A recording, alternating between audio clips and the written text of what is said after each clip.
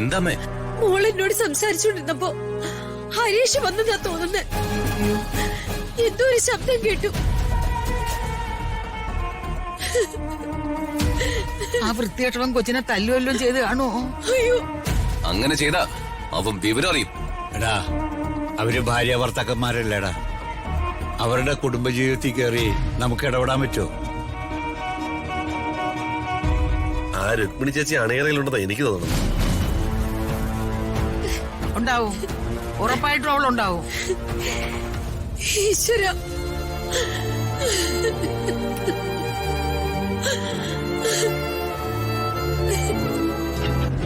ഒരു കാര്യം ഞാൻ പറഞ്ഞേക്കാം, നമ്മൾ തമ്മിലുള്ള സ്നേഹം ഇതുപോലെ തുടരണമെങ്കിൽ അവരുമായിട്ട് ഒരു സഹകരണവും പാടില്ല. ഇതെന്റെ തീരുമാനം.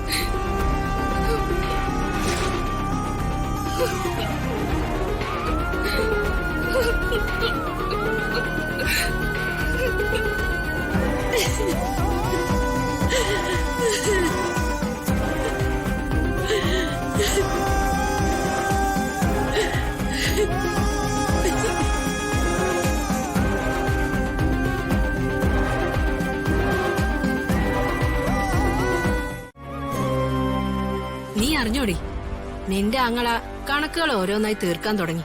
എന്താ ഹരീഷ് അമ്മയോട് പലിശയ്ക്ക് കാശ് വല്ലതും വാങ്ങിയിട്ടുണ്ടോ? പലിശയ്ക്ക് കാശ് മേടിച്ചെന്നോ? അതൊന്നും അല്ല. ആ രാജും അവന്റെ വീട്ടുകാരും നിന്നോട് ചെയ്തതിന് അവൻ പകരം വീട്ടാൻ തുടങ്ങിയെന്ന്.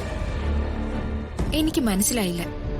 എടി, ഗർഭിണിയായ ശ്രീലക്ഷ്മിക്ക് പലഹാരമായിട്ട് ചെന്ന വേണുവിനെ ഹരീഷ് ചീത്ത പറഞ്ഞു ഓടിച്ചു. ദേ, ഇന്നലെ രാത്രിയില് അവൻ അവരുടെ വീട്ടിൽ ചെന്ന് എല്ലാവരെയും ചീത്ത പറഞ്ഞു. രാജുവിന്റെ വീട്ടുകാരെല്ലാരും വിറച്ചു തുള്ളി ഇരിക്കുക. ഇതാണോ ഇത്ര വലിയ കാര്യം? എന്താ, ഇത് വലിയ കാര്യമല്ലേ? എനിക്കിത് വലിയ കാര്യം തന്നെയാ. ഒരു കാര്യം കൂടി എനിക്ക് കാണണം. എന്നാലേ എന്റെ സന്തോഷം മുഴുവനാവുള്ളൂ. ഹരീഷ് ആ പെണ്ണിനെ ഉപേക്ഷിച്ച് ഇവിടെ വന്ന് താമസിക്കണം. എന്നിട്ടേ അവന് ഞാൻ വേറൊരു പെണ്ണിനെ കല്യാണം കഴിപ്പിച്ചു കൊടുക്കും. എന്നാലേ എനിക്ക് ഉറക്കെ ഒന്ന് ചിരിക്കാൻ പറ്റൂ. അമ്മ ഈ രാജുവിന്റെ വീട്ടുകാരെ ഉപദ്രവിച്ച് സമയം കളയാതെ എന്നെയും രാജുവിനെയും കൂടി ഒരുമിപ്പിക്കാൻ നോക്ക്. എന്തോ? എങ്ങനെ? എന്താ നീ പറഞ്ഞത്? എന്താ പറഞ്ഞത് മനസ്സിലായില്ലേ? രാധമ്മ, രാധമ്മ വിഷമിക്കണ്ട. രാധമ്മ ധൈര്യത്തോടെ ഇരിക്കും.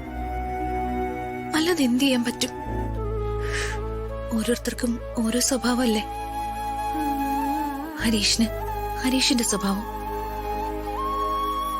ഒക്കെ തെറ്റിദ്ധാരണകളാ.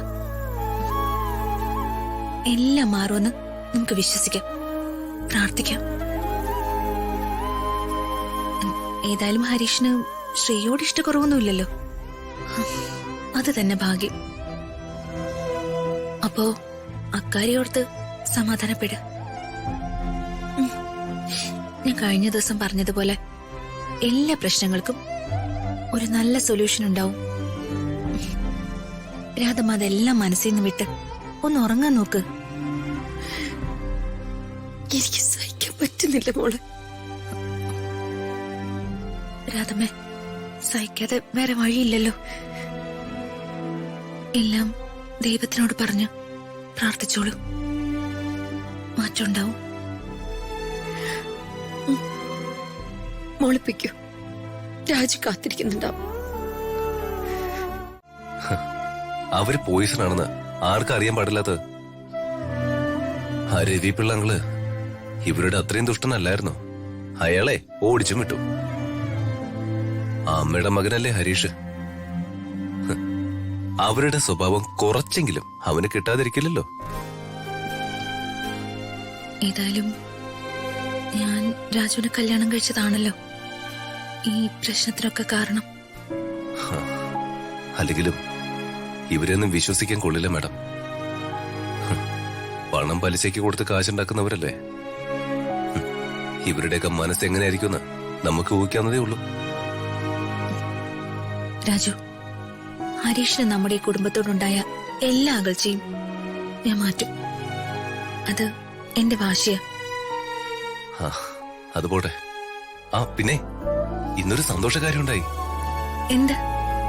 ഞാനും വർമ്മ സാറും കൂടി ഇന്ന് ഒത്തിരി നാളിന് ശേഷം ഹൃദയം തുറന്ന് സംസാരിച്ചു. എന്താ രാജു സംസാരിച്ച്? അത്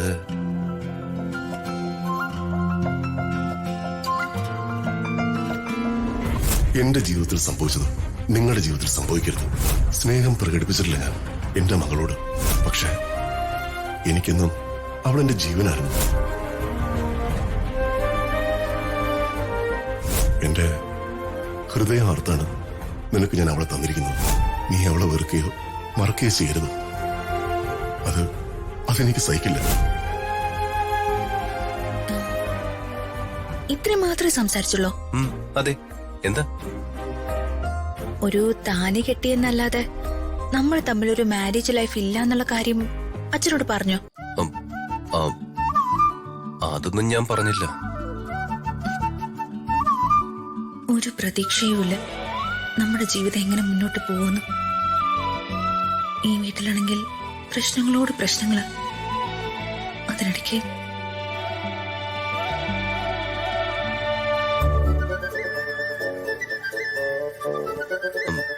മാഡം എന്താ ആലോചിക്കുന്ന? ഏയ് ഒന്നുമില്ല രാജു.